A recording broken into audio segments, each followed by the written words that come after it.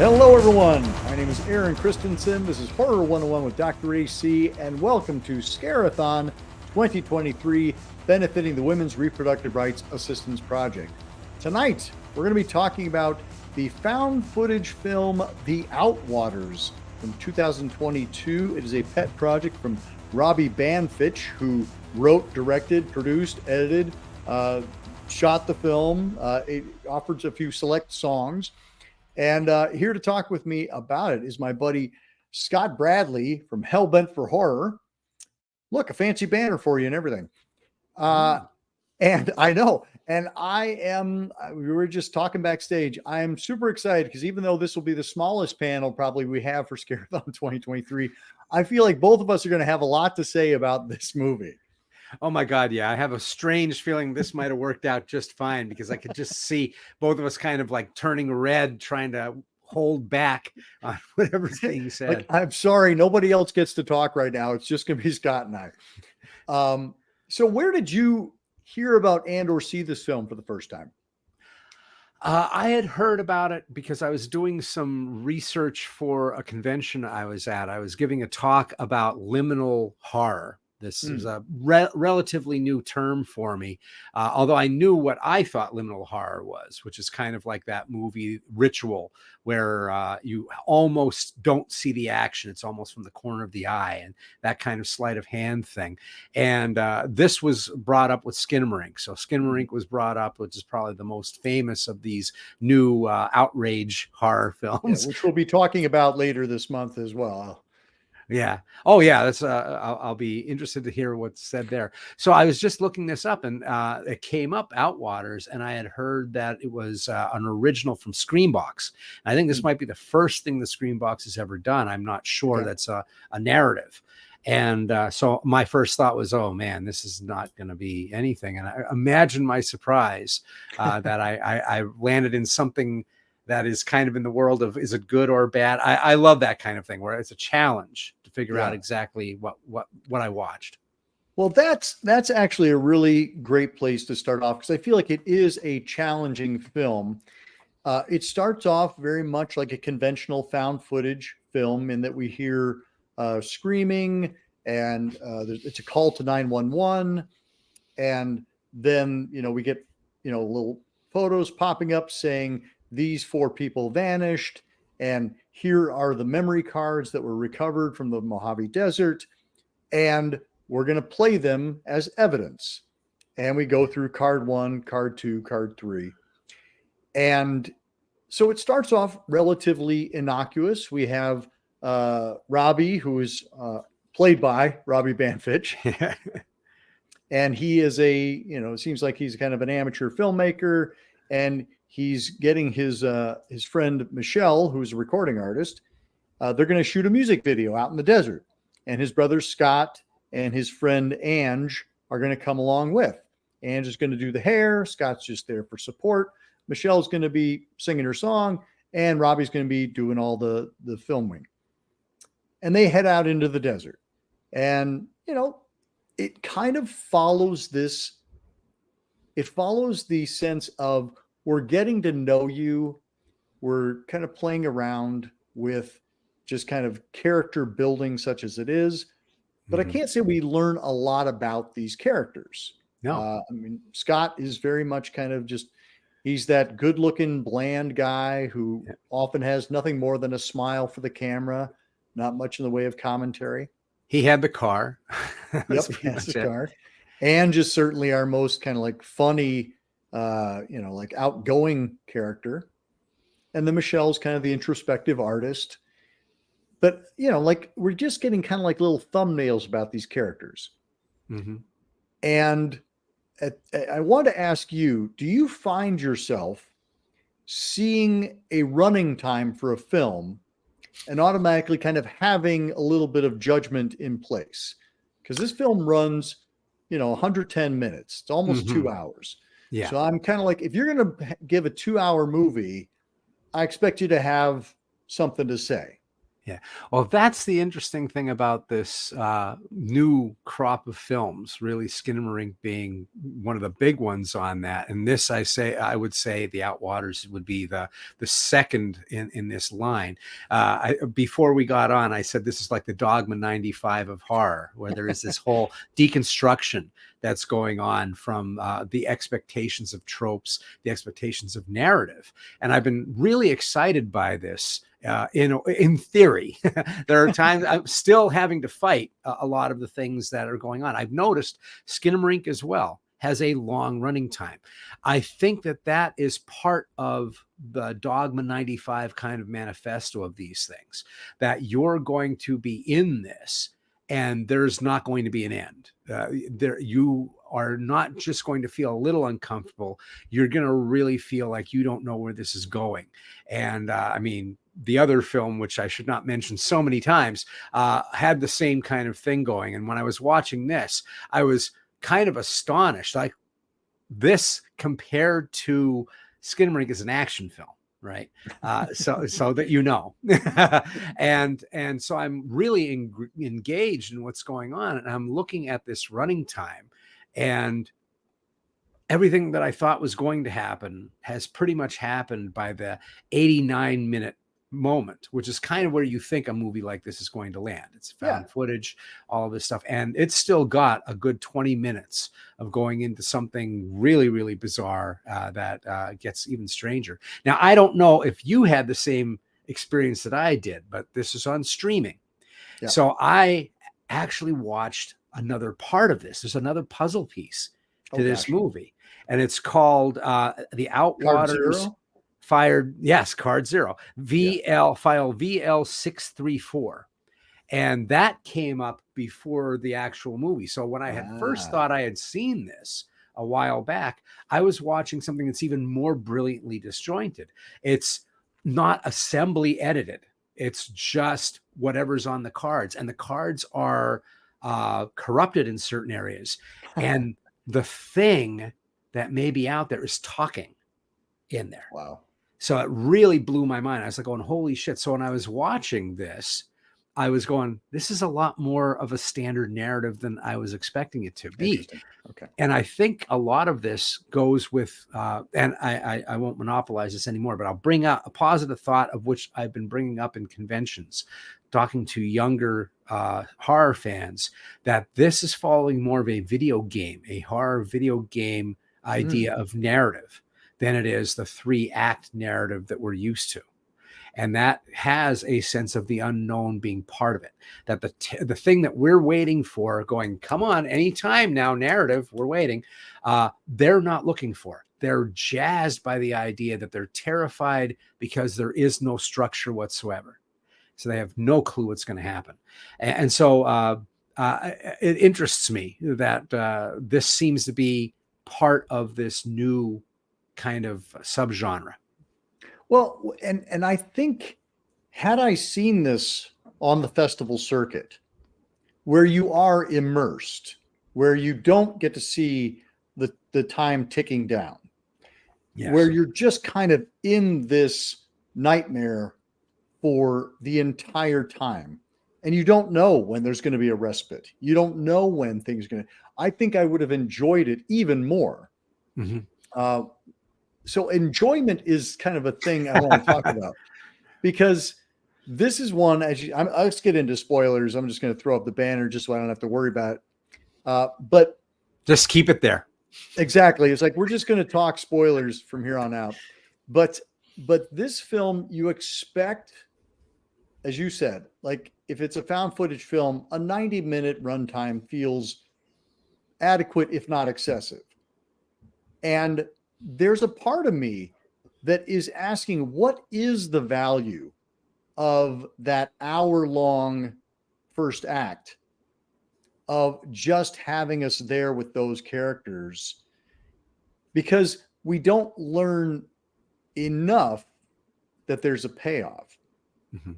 Now, in reading some reviews and things like that, I'm kind of tipped off to the fact that there are some clues, some little Easter eggs, and breadcrumbs that you can follow. but I think you have to know to look for them, or you have to have a really good memory to think back to them once the shit hits the fan. But the shit doesn't hit the fan for a good hour. Yeah. And that's a long time to be sitting with characters that we don't really know much about. It's very interesting. There's a lot of weirdness that's going on in the film that kind of jazzed me enough to be able to hang with. Now, I know that you're an actor. You certainly are inured in drama. So I was wondering how you feel about the naturalistic aspects of the acting that's going on here. It's not terribly overwrought in the beginning, for sure. It's somewhat pleasant. And when I was watching it, and I ended up spending a whole damn day with this movie because I watched this other piece before, and then I had to restart. And because of that, I did catch some of the stuff that was there. And I started thinking back to some of the things that I appreciate in film. And I was thinking about how naturalistic this is, that it's not like one of the things that you'll see in narrative now, especially, is that there has to be some sort of great conflict happening. One of the characters has some subtext that's going to come to the top, and we get little hints of it all the way through. And here, the only thing that we know is that mom passed. This woman who is a recording artist, her mother was a recording artist before her.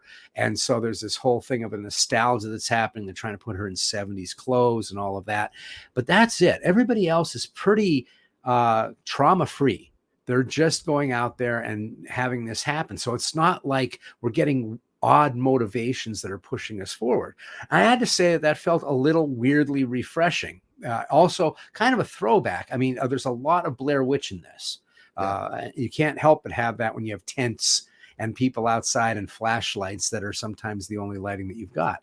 But I was wondering about your thoughts on this, because for me, that hour didn't necessarily drag because there were no beats that were actually hitting, but I did find myself kind of maybe not completely immersed in it, but appreciating what I was seeing and dealing with some of the really great weirdness that's in this film.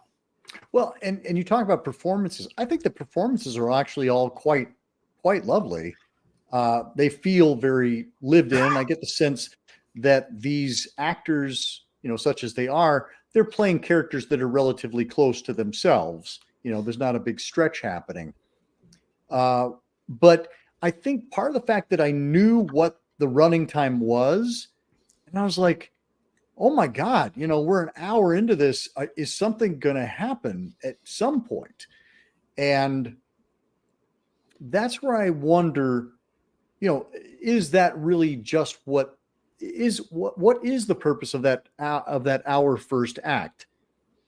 Because the little breadcrumbs that we get throughout, I'm kind of like, we could have gotten them smaller, quicker. And even once we flip the switch and we go into basically like nightmare land, that also, all of the events that happen in that could have been condensed as well. Absolutely. Like, we don't need to sit in this void for as long as we do. And so I'm kind of like, I'm always interested by what an artist is going for, right? By having an audience sit in a place of discomfort, but it's not necessarily a discomfort from what's coming from the screen. It's just the fact that things aren't going the way we expect them to go. Right. Like you said, like, this feels like it should be an 80-minute movie, but it's not. It's an hour and 10 or hour and 50 minutes. Yeah. And so there's something about, I'm going to push you into discomfort, not just from what's happening on screen, but from the fact that you think this should be over with, and it's not. Yeah. And there's this whole thing of where there's not really a pacing as we would normally know it, right? I kept thinking of weird fiction, the stuff of Algernon Blackwood while I was watching this, especially The Willows, because there was a point when I was going, there's not going to be any explanation for this shit. What is going on? And then I went, well, what's the explanation of The Willows? Right. There is no explanation of The Willows. And that is a story where very little happens. it's as long, if not a couple pages longer than The Wendigo, another of his famous short stories. But they're basically a couple guys that are allegedly going down the Danube in a canoe, and they think they know their way around this sandbar, and they've been this way before, and they get past all the cities, and all of a sudden the river seems to turn in a U-turn on them, and they're stuck on a sandbar, and there's at night there's just these little whirls of sand that are spun together, and they hear someone screaming, and they can't find who it is, and there's a hole in there in the canoe, and that's it. And it's like, are they gonna, and I believe the willows are getting closer, like every day there's more willows around them, and that's it. That's the whole story. And so it hit me as a very interesting kind of throwback in a way to the weird tale. But it was also this thing of where we're tortured by anticipation. People who are so used to seeing movies that have a certain pacing, and by page 30, we got to be in it, got to be in the shit. And so defiantly not doing that. Yeah. And yet having strange shit in there. So what I thought was cool was that this is a very sound motivated film. Absolutely. And even the visuals, just when you think, this doesn't have, this is just somebody picking up a camera. There are these great shots. Like what keeps getting into my mind is the bat, when he's recording the bat. And we're hearing, and I'm sure he probably did Foley afterwards or whatever to bring that sound effect that much up. But the very idea that they found that and used that and put that into the story, and the fire ants that he's sitting there, the idea that you forget there's no reason for ants to go to sleep at night, but we never think of ants at night, right? And so we see this shot of him getting fascinated by it, and then all of a sudden one jumps up on the lens and he screams. There's all these little creepy things that remind me also of Picnic at Hanging Rock. The idea that the super there is no supernatural. The nature of nature is supernatural. That if you go deep enough in on the Danube, or you go deep enough into the desert, there's going to be a spot where nothing makes sense anymore. Gravity doesn't do what it normally does. Time doesn't do what it normally does. And so there are moments when people's voices change and the sound modulates. And they're like sticking microphones into the hill. And from the very beginning, they're talking about earthquakes and stuff. So there's this common thread that's just a little bit of unease that then turns into something completely fucking crazy. And I don't know how you feel about watching an hour and 50 minutes of this, but there's 20 extra minutes that are fascinating by watching this extra piece, which just adds more questions and more interesting shots. But one of the things is that, and this is a spoiler for something you haven't even seen, but the sound of animals matters more in that small one. There's this bird that you don't see that just keeps getting closer and closer, and all he's doing is running with that flashlight, and the sound's getting fucking weirder. And you're like, what kind of bird is this? And he's running from it.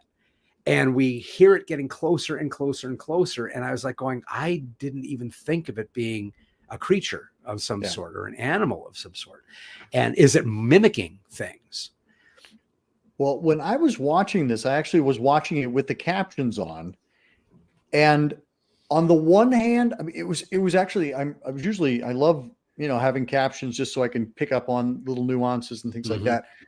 But in this case, it was saying, Michelle screaming, Ange screaming, blood pattering. And these are things that you would not know were you just to be watching it cold. If you were watching it in the theater, you wouldn't know who it was that was screaming. Or, I mean, the fact that it said like blood spattering, I'm like, I would never know that. I would just hear like whatever that noise is on the tent and be like, oh, well, that's water or it's somebody tapping. But to have it explained to me, I was kind of like, oh, shit, I want to turn off these captions. At the same time, I'm like, well, I like knowing what's happening because there's so much that's just kind of happening orally. Does it help you at all to know who does what to who? Because that's in some ways, because it is such a dream logic kind of experience that, yes, having a little bit of framing, it's like, okay, that's Michelle, that's Ange, that's Robbie, that's who's making that noise. So yes, it helps in that kind of cognitive way, but as an emotional experience, I think it's probably better that you don't know, so that it's not like, Michelle, like it would be easy enough to do that, but he Right. clearly is not doing that. So I think he was looking for a purer experience than to have the subtitles, explaining it out. Because you also hear things like creature growling, and like, oh, well, okay, Right. that's a creature growling. Okay, got it. Yeah. Unnamed. Right. That's intriguing. So, a couple things that in the conversation that we're having made me write down some of the dialogue. And Yeah. one of my favorite lines was, "When you're out in the middle of nowhere, things sound louder because there is no other sound." And it just seems to speak to the isolation and the disorientation that there is here. Desert movies are always creepy anyway. At one point, one of the characters says, "It's magical. I want to go there. I've never been there, but it sounds so magical." And there is this thing where everything is trying to kill you and everything is dying. And there is nothing but crazy, bizarre life. It looks absolutely dead. Like there's Right. nothing there. Yeah, But the reality is, it's a living thing. yeah. And it doesn't look like a living thing. So I thought that was interesting because it kind of spoke to how we're kind of focusing so much on what is happening because there's not a lot happening. So we're like almost like a starvation diet. We're like sitting there going, man, okay, I need to find out what the significance is of this. Why did he put the microphone in? Yeah, he puts a microphone in the side of the hill and we hear this strange vibration. And another character says that the world is always, I believe the world's always vibrating. And it's a musician, in fact. Yeah. So I thought it was interesting that we had this idea that they're out there for sound. They're out there putting images to sound. Their music in this is really good. Like he had friends who's really talented. Yeah. So the music's weirdly haunting because it doesn't have foreshadowing very much. Although I think there's one song that says something about murder in it. But other than that, the music is somewhat idiosyncratic to what's going on. In fact, just about everything in this is idiosyncratic until things start to really get crazy. And I'm trying not to keep going back to this file VL 624 because they kind of blend together in a very interesting and weird and disconcerting way. Well, let's talk a little bit about like when things go crazy, because we see there's kind of like a spotlight, from a flashlight, a very small flashlight. Yes. That you just kind of like see. It's almost like they punched a hole in the film and they just kind of drag it around. So it doesn't look like what a flashlight looks like. Right. It casts like a tunnel, or not a tunnel, but like a triangle. Diffusion. Yeah. It's very much like a hole. And you get to kind of like move the hole around and see things through the screen. And so you're constantly watching, and there's just all sorts of weird stuff. Like you see, like blood splattered around. You see like these weird, like little tentacles, entrail things. I kept calling them like the intestine monsters. Like, like it's like somebody's intestine is coming to grab you. You see like a bloody hatchet, you see all these little things, but they're done very much like this. And again, that goes on for a very long time, where Robbie is running around trying to locate Michelle and Ange, and he's trying, but it also feels like he's being chased. Then it kind of like pops or into he's possessed. We don't know. Well, right. It's kind of like, is he the one doing this? And then we have those weird shots of him watching the four of them walking across the desert. And himself burrows. Exactly. Kind of like it's almost like his life is flashing back and he's watching himself. There's a thing where he sees Michelle, she's covered in blood. He starts chasing after her. She runs away. Like there's just all this stuff that happens. And yet it goes on longer than it quote should. Yes. It's like, well, wait, like, what does this mean? Where's the payoff? Characters come and go. You're like, well, that person's clearly dead by now, but nope, there they are again. And it's like, so I found that fascinating and frustrating Yeah. And I'm not sure where in terms of like where, because I was reading reviews, like on IMDb, there's so many like 1-star, Oh, hate this God, fucking yeah. movie. And then I was reading some of the user reviews or the external reviews, which are people I'm guessing who saw it on the festival Theater. circuit, and they love it. And I'm kind of like, what a different experience that must be to see it in the theater versus seeing it at home. Yeah. Seeing it as in a festival setting where you're kind of like seeing it. Whoa, I've never seen anything like this before. And there's that kind of excitement that comes with that. Yeah, I think that there's something there because speaking of the other movie that's kind of like this, there were people who saw it in the theater and told me that they were terrified because it was like, there's no way out. You're just stuck in there. And it reminded me of when I saw Paranormal Activity. Now, when Paranormal Activity came out, this is another movie where it was almost like pure cinema, like silent film, where you're just, your eyes constantly scanning. We're doing all the work of that frame because there's nothing really there, but we're completely freaking out because they've set up anticipation. Yeah. And at the end of that movie just ended in the theaters. It ended without any credits. It was just black. And you're sitting there for like a minute in black. I remember someone finally yelled out, "Turn on the fucking lights," because people were freaking out.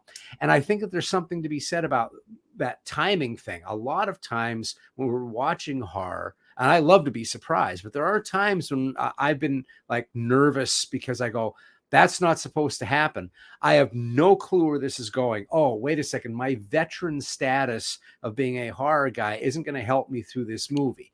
I have no clue of the timing. And at times that can frustrate me and aggravate me.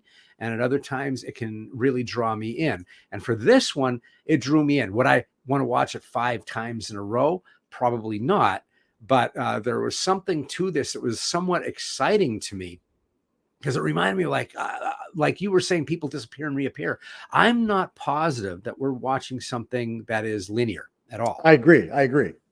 And so and I'm not even sure it's all happening, right? Right. Yeah. So, I don't know if this is real, Yeah. There's a moment where he's looking through the tent and all of a sudden we have a callback to his mom's house, his mom's apartment with a light, a chandelier light. And I'm going, okay, did he go home and murder his mom? Is that why he was crouched down at the door? Was that supposed to be like we're looking at it as a happy thing, but the reality is he went home and crouched down and came up and murdered his mom? I have no fucking clue.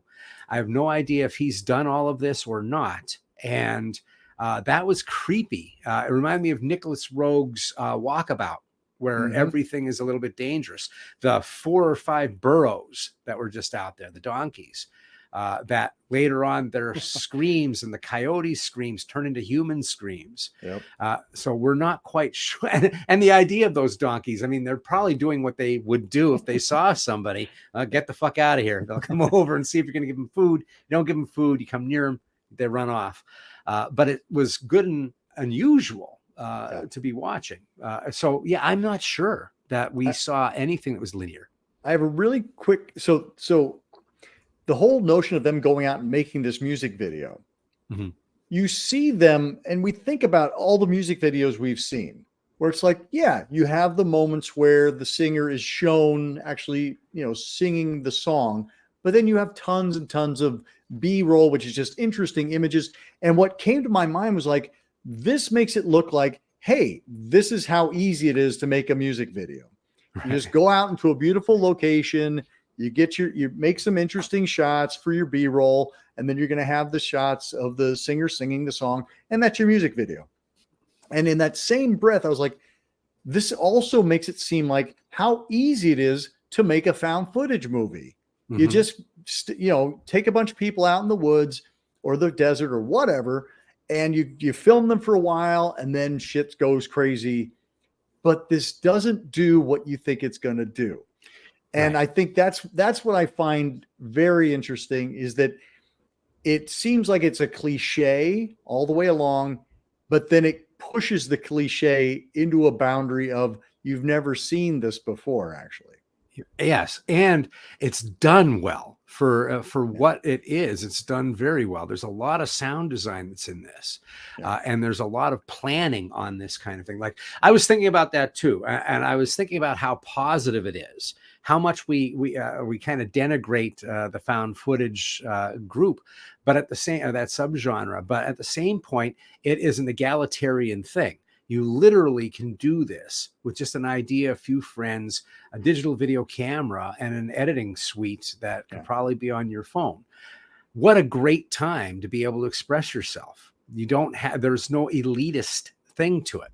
And it's less I mean, there's cookie cutter ones, but it also harkens back to how people talked about the slashers. You know, we may have a soft spot in our heart for the slashers, but people who are older, they maybe 10 years older, we're sitting there going, they're all the same fucking movie. They're all tax breaks in Canada. That's all they are.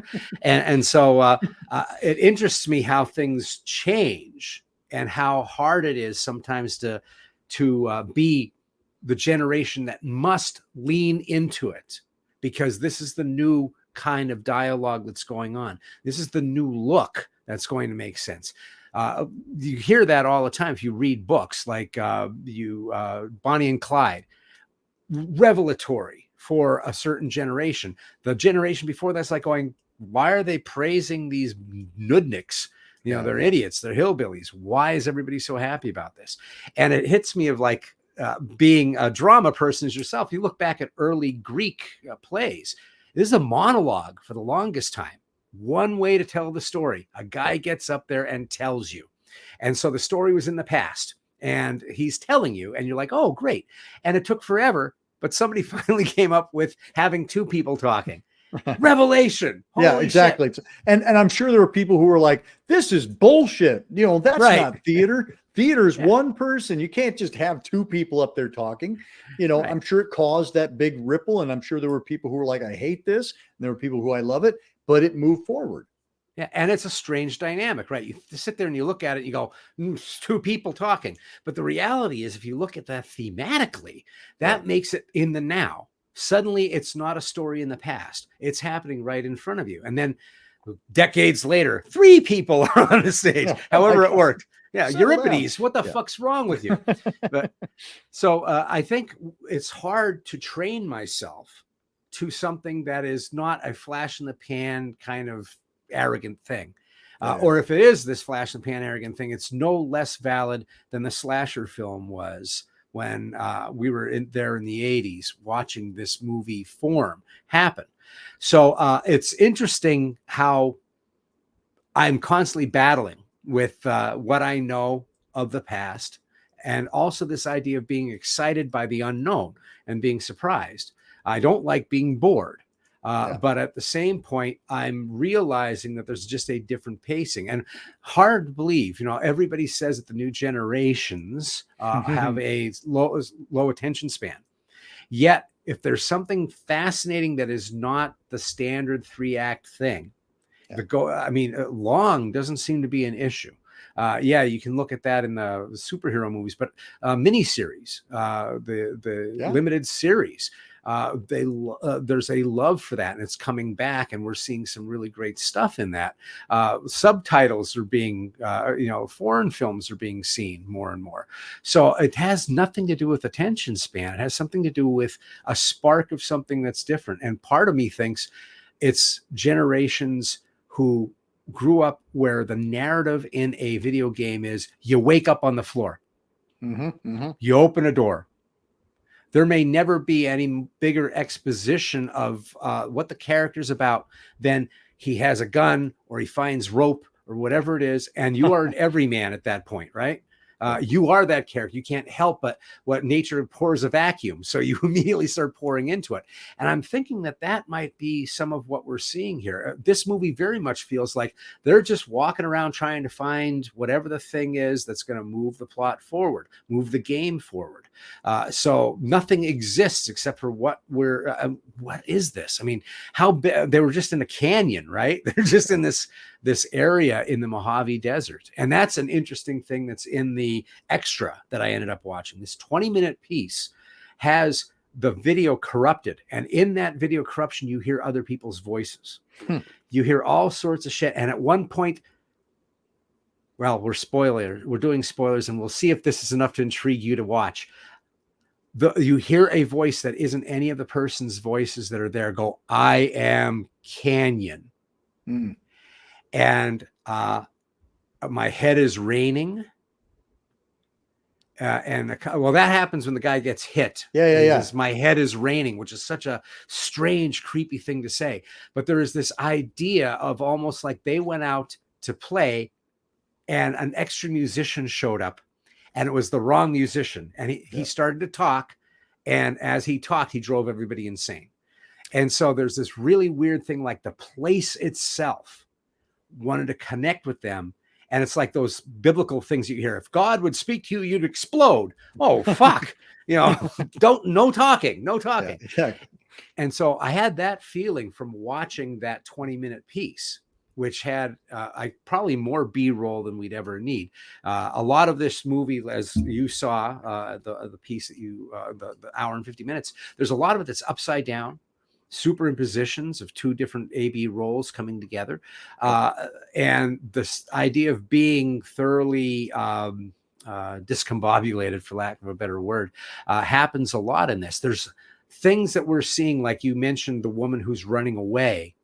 She's laying in a pool of maybe her own blood or someone else's blood on a parched ground in a desert, upside down.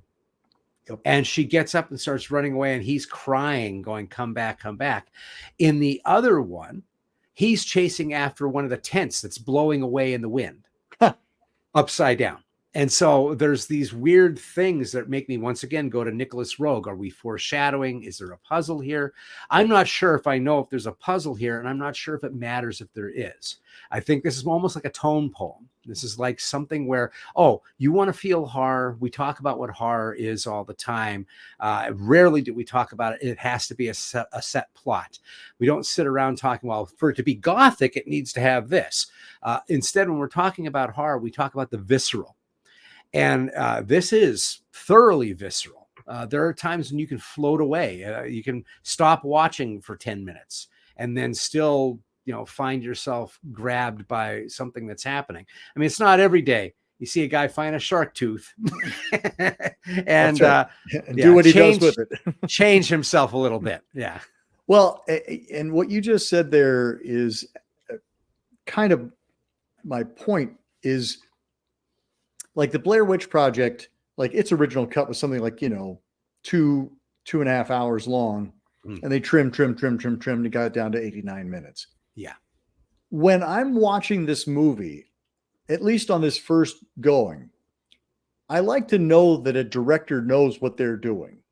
Mm-hmm. And there are times where I was like, do you know what you're doing? Or are you just playing around? Are you experimenting? Are you playing with form? Are you doing something that hasn't been done before? And I think it's more of that and kind of finding out. I don't know that there was a strong vision ahead of time, but as I look back on it, and I read more about it, I'm like, you know what? I think there was a plan, and you're presenting it to me as though it's an experiment. Yeah. And I find that fascinating. Yeah, I think that's very true. In fact, I was going to counter with that. I was going to say it does feel like it's a risk-taking rather than incompetence.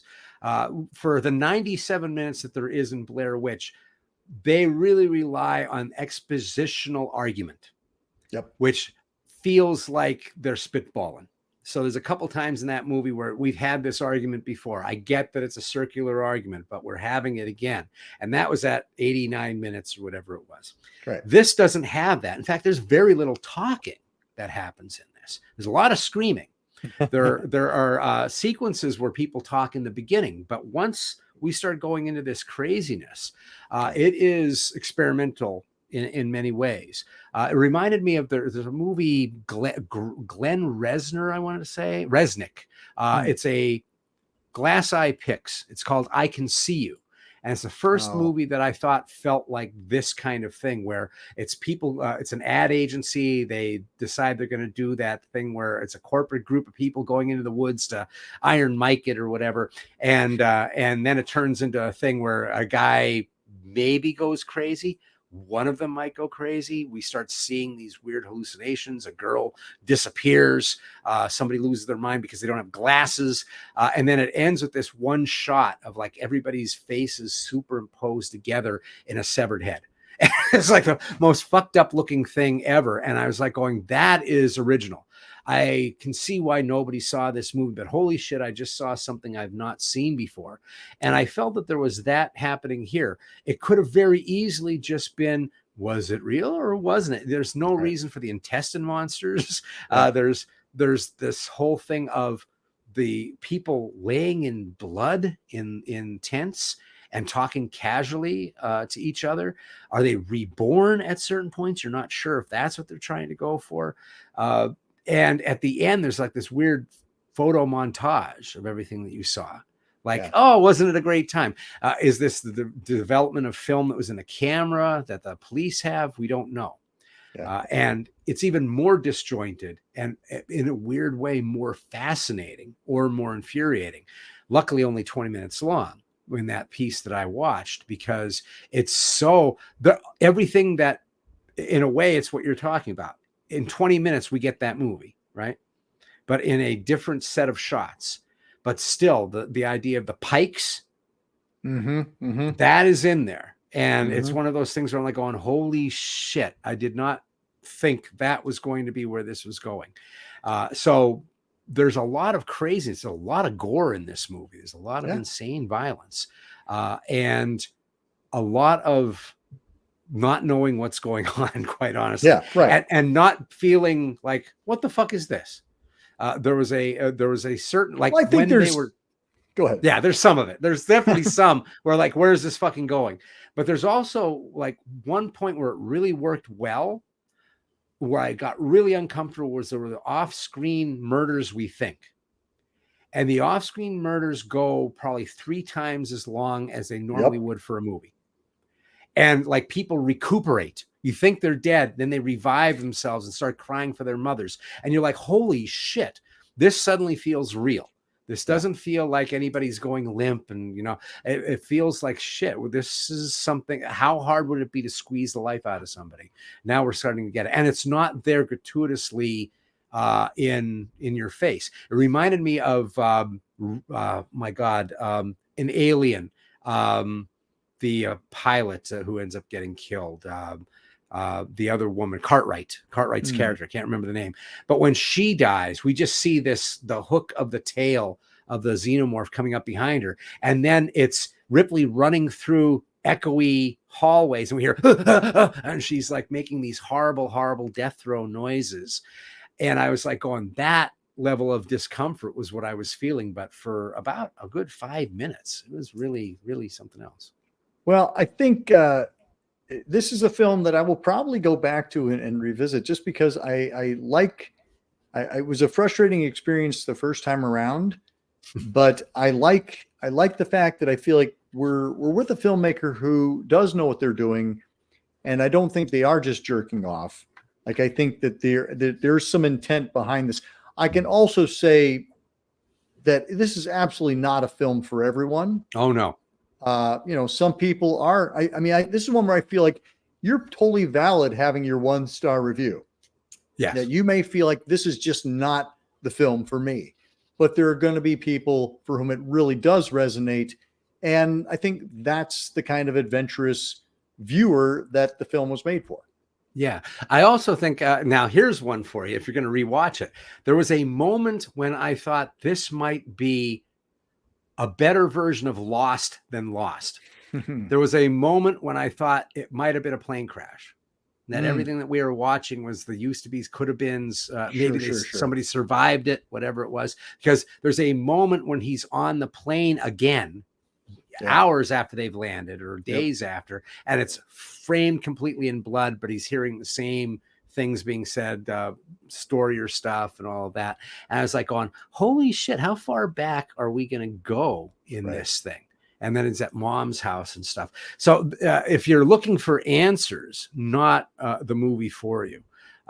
If you're looking for something that is going to challenge you, I think it's worth seeing. There's many movies that I say it's worth seeing. I'm not telling you that it's going to be great. It's that Right. you're not going to love it, but you're the kind of person who likes a challenge, says that they want something new, want to be surprised. Yeah. This is going to take you in a certain spot. I watched the Dogma 95 films. 75% of them I didn't give a flying fuck about. Right. But at the same time, I could appreciate why they did what they did. Yeah. And yet I needed to find the one that had more of a narrative flow to it so that I could survive it a little bit better. And I would say that you're going to have fun with Skin and Rink. That's all I'm going to say. I'm looking forward to it. Thank you, Scott. I'm so glad that we had the opportunity, because I would also recommend that everybody make sure you have somebody that you can talk about this movie with afterwards, because you're gonna want to kind of exercise those demons. Again, thanks. I much appreciate it. Thank you. So this is Scare-A-Thon 2023, and we are benefiting the Women's Reproductive Rights Assistance Project. The link to donate is below in the description. Please make a contribution. This cause, it's very important to myself and all of my guests. And until next time, keep searching, keep exploring, and keep sharing the scare.